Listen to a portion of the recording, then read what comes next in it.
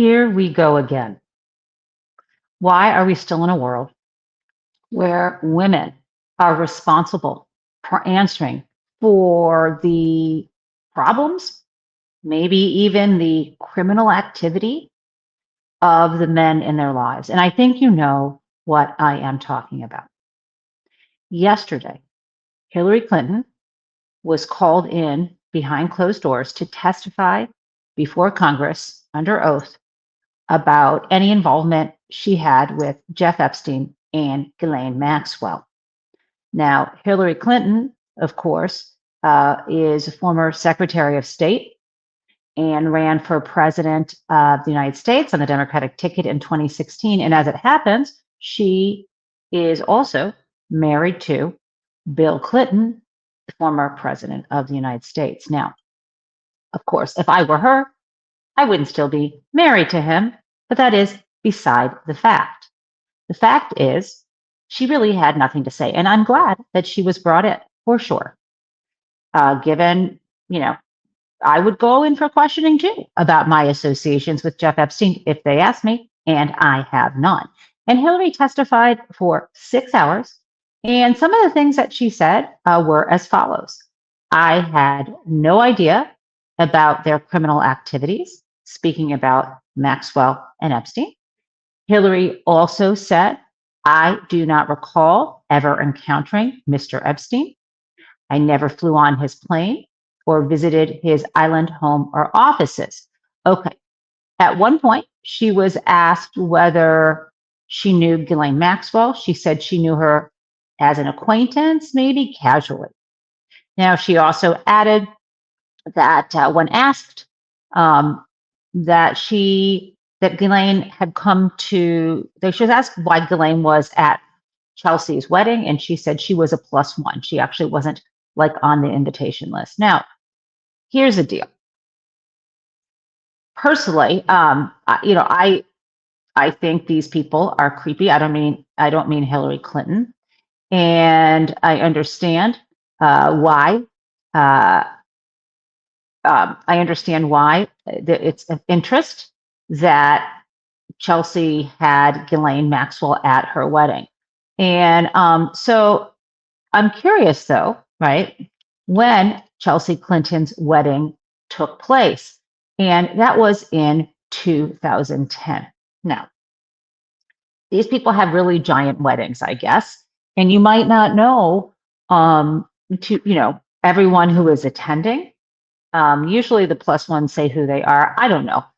I eloped to my backyard, and I can pretty much tell you based on a photo of, it was Michael and I, and then a friend who had a daughter, Sarah, who also officiates over weddings because she has an internet certificate, so she is ordained to do that. Another friend of ours as a witness, and then several children with lovely Gerber daisies. We had a party a year later, but I can tell you who was at my wedding. And I'm certainly sure that if someone who had been a close partner, and this is 2010, Jeff Epstein's like out of prison by then, right? I'm pretty sure I would know if Ghislaine Maxwell showed up, and I would not let her into my wedding. But again, these people have giant weddings, and God knows if they even know who the +1s are. Fine. That is that. Now, today, though, right, Bill Clinton will be speaking and behind closed doors. And let me say, behind closed doors, that Lauren Boebert took a photo. It got out on the internet, and Hillary was pretty pissed off because she wanted to testify publicly. She wanted the public to see what a charade this was, right?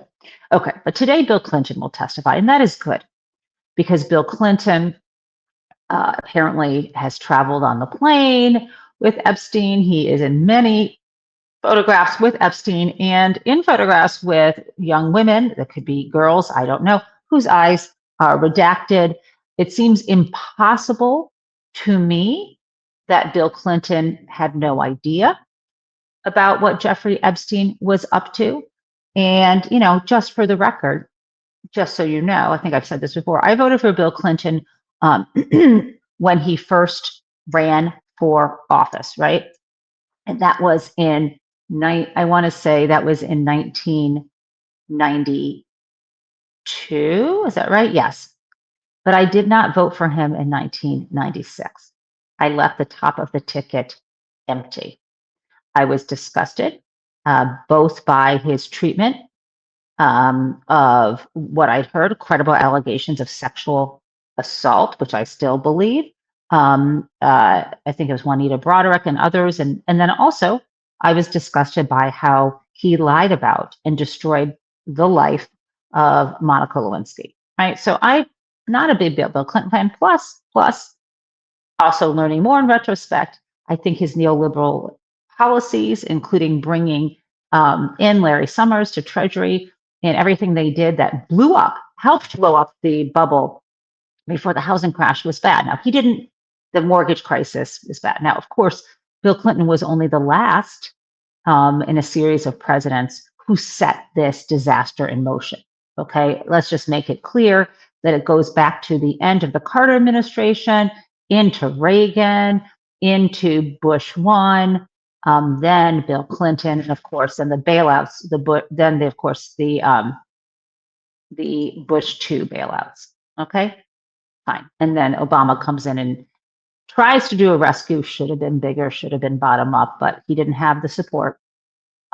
When his team didn't fight for it, but he didn't have the support of Democrats. Okay, so that's the story. I have not liked Bill Clinton for a long time.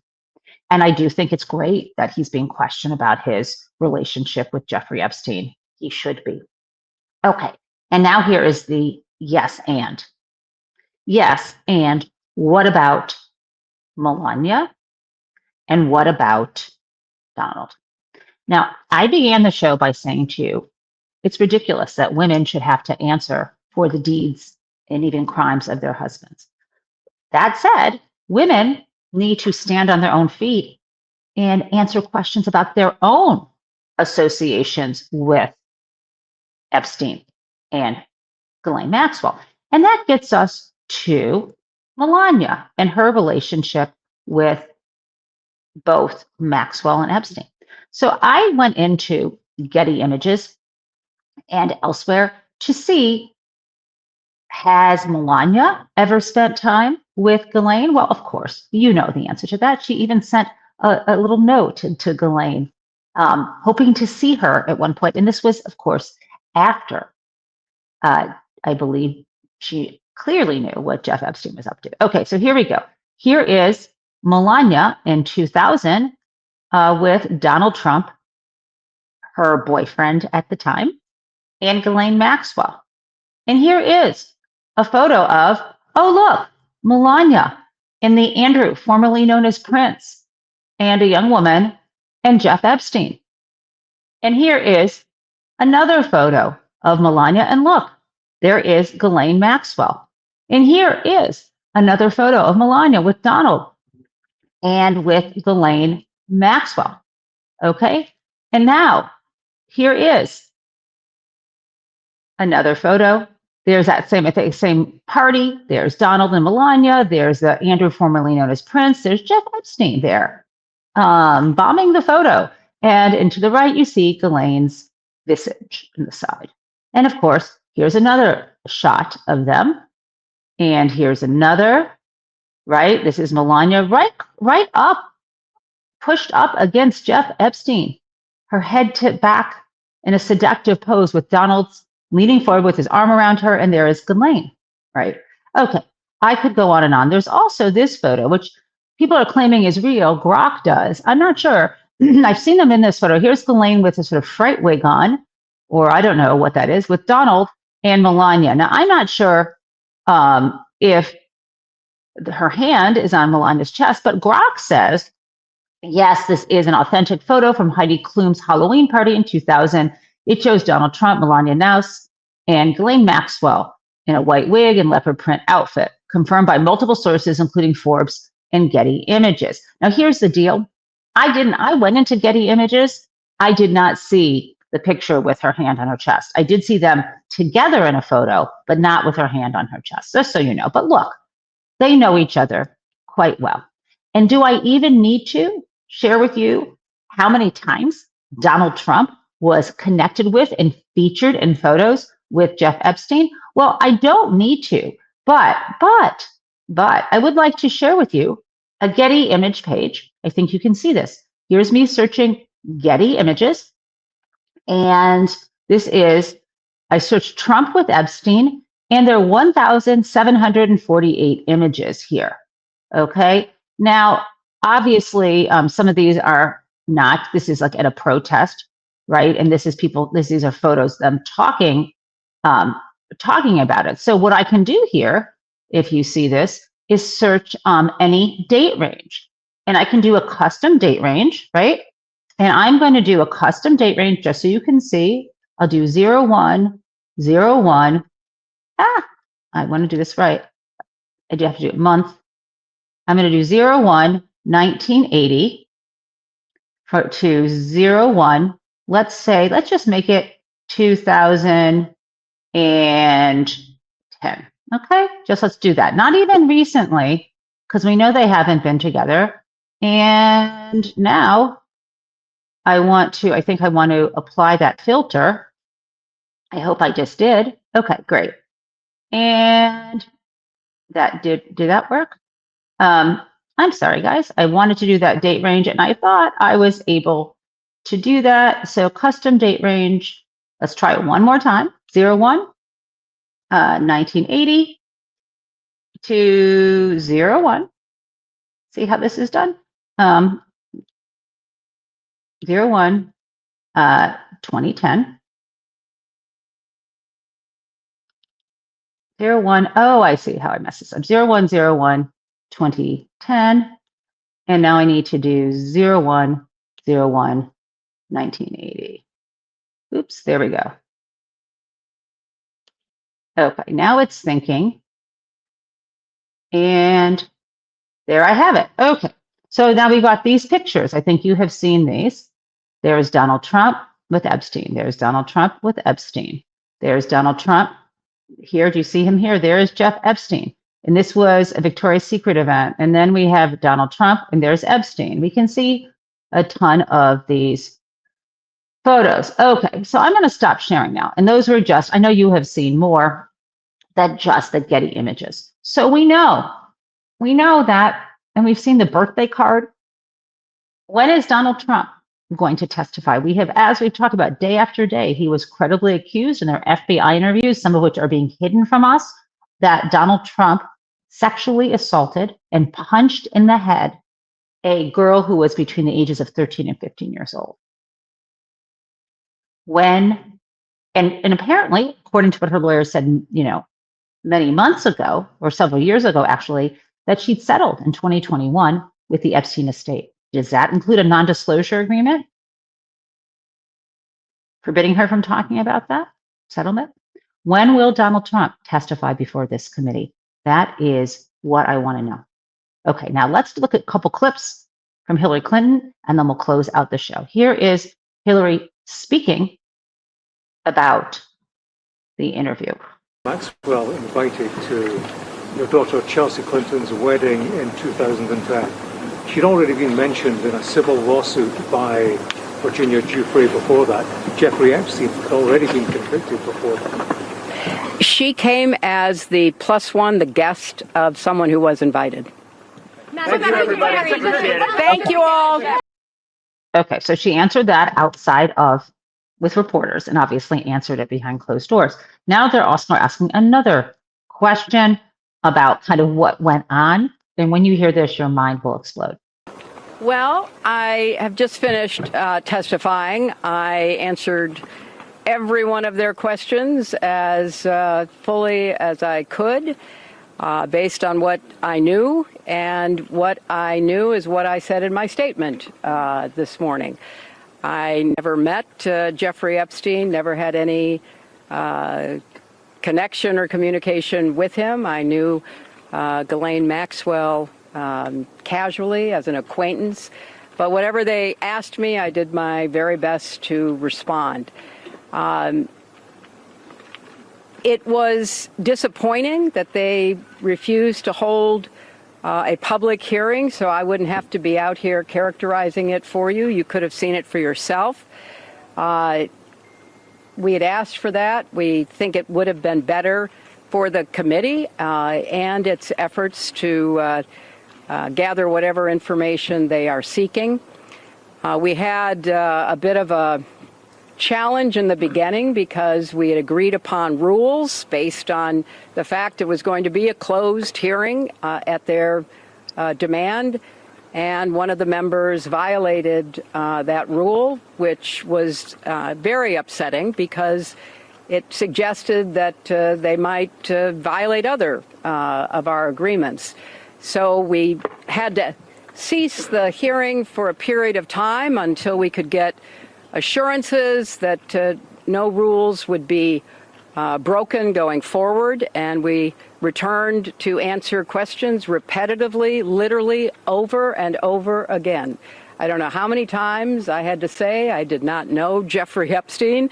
I never went to his island. I never went to his homes. I never went to his offices. So it's on the record numerous times. It then got, at the end, quite unusual because I started being asked about UFOs and a series of questions about Pizzagate, one of the most vile, bogus conspiracy theories that was propagated on the internet that was serving as the basis of a member's questions to me. So I can only say that the best exchange that I had came at the very end when, contrary to every other deposition they have taken, no Republican member asked any questions about Jeffrey Epstein or Ghislaine Maxwell to anyone else they have deposed. And in fact, the Republican members... You heard that. Remember, the Republican members did not even show up in Ohio to ask Les Wexner questions. And Hillary just said something amazing. The Republican members of this committee had never asked questions of anyone else about Epstein and Maxwell, but they asked her. Okay, that is crazy. Now, I got a couple things before we get to our actual crazy town. Let's talk about Magic Touch Mamdani. The mayor of New York, Zohran Mamdani, yesterday was able to go down to New York, fly down to New York, or I don't know how else he would have gotten there, could have been train, but I believe he flew down to New York. Flew down from New York to Washington, D.C. to meet with Donald Trump in the White House, travels to Washington, meets Donald Trump in the White House. And no one knew why, but when they got out of the meeting, we found out. Here's the deal. Yesterday, there was a big protest at Columbia University because a student living in campus housing up at like 120th Street by Columbia had been taken from her apartment by ICE, and they had gotten into this building under false pretenses. They went in, these ICE officers were carrying a poster saying they were looking for a missing child. So the superintendent of the building let them in. Then they got up to her apartment and I guess knocked on the door, and her roommate opened it, and they abducted her essentially. And they were taking her and were going to try to deport her because apparently years ago on her student visa, the visa had been canceled because they said she wasn't going to class. I don't know if she took a break. Now she's back in school like a decade later or what have you, the general studies program as a kind of returning student. And she was being locked up and hauled away. It's outrageous. And so what does Mamdani do? Look at this. So here was a New York Times article yesterday. It said, breaking news, immigration agents arrested a Columbia University student after misrepresenting themselves to get access to the building. And here was what happened just, after a few hours later, maybe 4 hours later, Mayor Mamdani said, just got off the phone with President Trump. In our meeting earlier, I shared my concerns about Columbia student Elmina Agayeva, who was detained by ICE this morning. He has just informed me that she will be released immediately. So he met with him in person. Trump did what he needed to do and let her out. Apparently, there are other people they are now going to request be released. I don't know what the magic is with Mandami. I mean, I know what he presents, but there's something about him that somehow reflects onto Donald Trump something he wants to see about himself. And remember, Mandami was very critical publicly about Trump when he was running for office. And there's something, though, about, I think, him being a winner after being an underdog, about his charm, his generational skill and brilliance that Trump looks at and sees he wishes he were like. Plus, Donald Trump always has a thing for attractive men. That's just a reality. Okay, now let's talk about Crazy Town. Let me Crazy Town you right now. Oops, sorry guys, I'm having issues.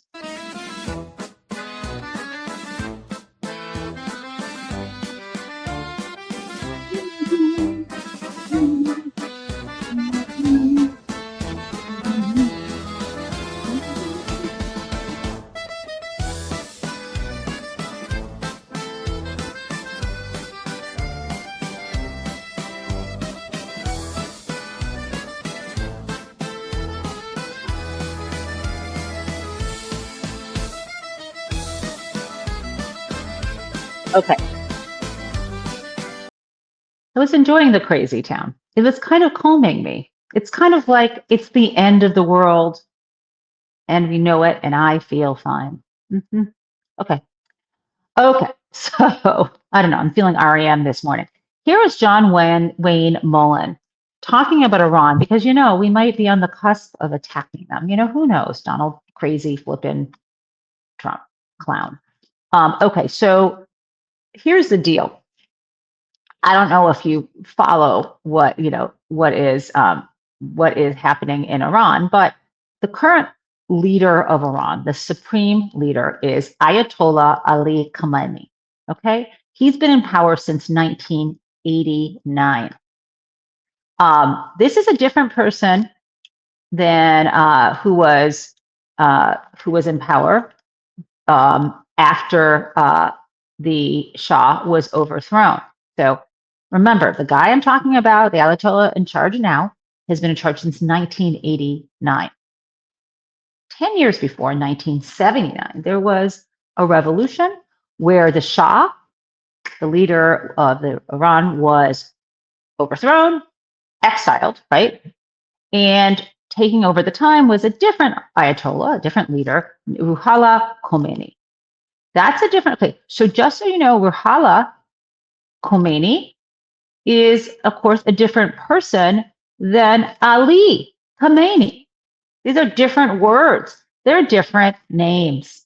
They're different people. Okay, great. Now I'm going to play you the idiot John Wayne Mullen. And by the way, if it takes us removing the Ayatollah from keeping the nuclear program from moving forward, then that's not off the table. But we would prefer diplomacy. The reason why the president has put so much resources in the region is because he wants options, and Chairman Kaine is providing those options for him. Right, but that would be regime change if they took the Ayatollah out. If that's what it takes to keep them from how keeping far do their you nuclear support? weapon. How far do you support that going? I mean, would this be a one and done strike, or would you support a limited military operation? I don't think we have to put boots on the ground. I don't think that's necessary. We were able to track them down once. We can definitely track them down again. The thing is that I want to make this very clear, Caitlin. We are not wanting regime change, but the person that's leading this effort is the Ayatollah. Remember in 1979 when he came to power, he was saying that he wanted to be a nuclear Iran. He did not come to power in 1979. He didn't. Okay, guys. I know I promised you pictures of Tank the Tortoise, but I'm going to wait. I want to wait until Monday when I'm really like live and can see the chat about it. So thank you so much for watching the show. And what I feel like is, okay, what I feel like is our walk-up music for the last day in February. Thank you, Jason. I love the Gentub show music that you created. And today, though, I'm in a little, as you kind of know, I'm in a little REM mood. And so that's what we're gonna do today. Okay, and we'll see what happens. Here we go. That's great, it starts with an earthquake, birds and snakes, an airplane. Lenny Bruce is not afraid. I have a hurricane, listen to yourself, churn world serves its own needs, dummy serve your own needs, beat it up and not speak, grunt, no strength, the ladder starts to clatter with fear, fight down, high wire in a fire, representatives engaged in the government for hire in a combat site, left to us are coming in a hurry with the furies beating down your neck. My team reporters babble Trump, Kevin Crop, look at that, no plane, fine, then, overflow, population comment, what it'll do, save yourself, world serves its own needs, listen to your heartbeat, dummy with the rapture and the reverend and the right, you patriotic, slam, fight, right, feel it, pretty sight, it's the end of the world as we know it, it's the end of the world as we know it. It's the end of the world as we know it, and I feel fine.